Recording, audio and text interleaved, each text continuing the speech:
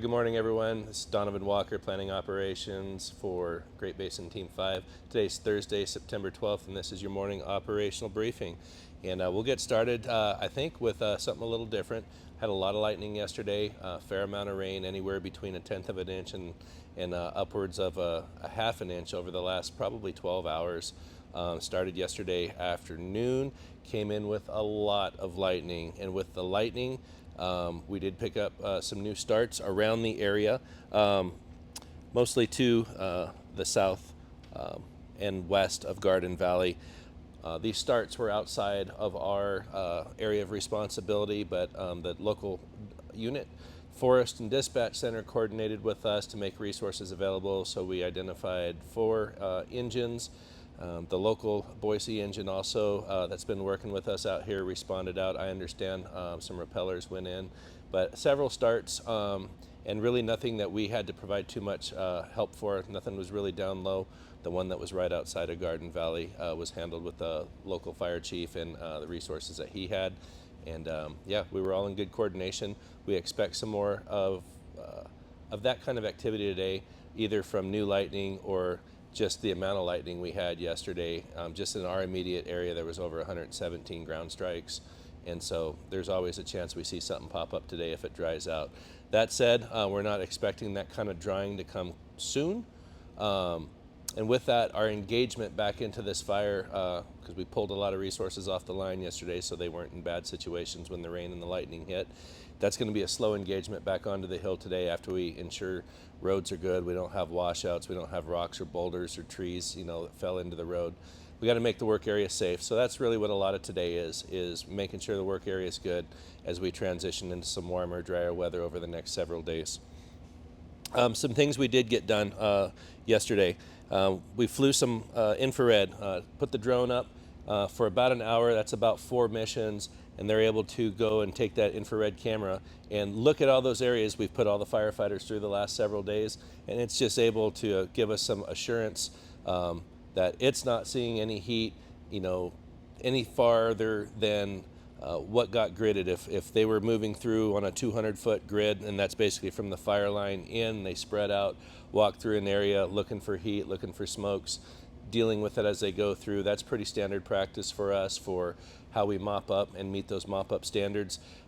That IR ship is going to go back over that and also look a little wider just to see if there's something else we want to look at before we call an area contained or completed in this case here. So that's down here. We'll plan to finish the meeting, the mission down here, and then tomorrow I think we're going to be seeing that black on the map. That's the plan. The Triple Nickel Road, our main access in there, it's through the burn area. We expect to see, some issues from the rains that we did get yesterday. They were heavy at times, had a little hail and stuff, but those tend to affect roads that go through burn areas, and so we need to make sure those areas are safe.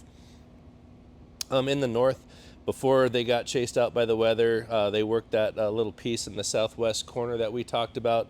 Again, not threatening the line. It was just outside of that mop-up standard that was out there. But they went in and isolated that pocket that was burning a little bit, got some line on it, and working to mop that up just so it doesn't, threaten to poke its way back into an area we've worked through already. With that, the little piece on the tip here, we got crews into that yesterday. They were starting to work that, and then we had to pull them out of there before the rain came. So that'll be something that we look at re-engaging here in the next several days, especially since there's some moisture on the ground now. It's a good time to go after that, get it mopped up over the next couple of days. The road on the Triple Nickel Road moving north, we still are going to try and engage that today. We'll look at how much rain that got out there, but that's just work right off of the road. That should be pretty easy to accomplish even later today, certainly as we roll into tomorrow.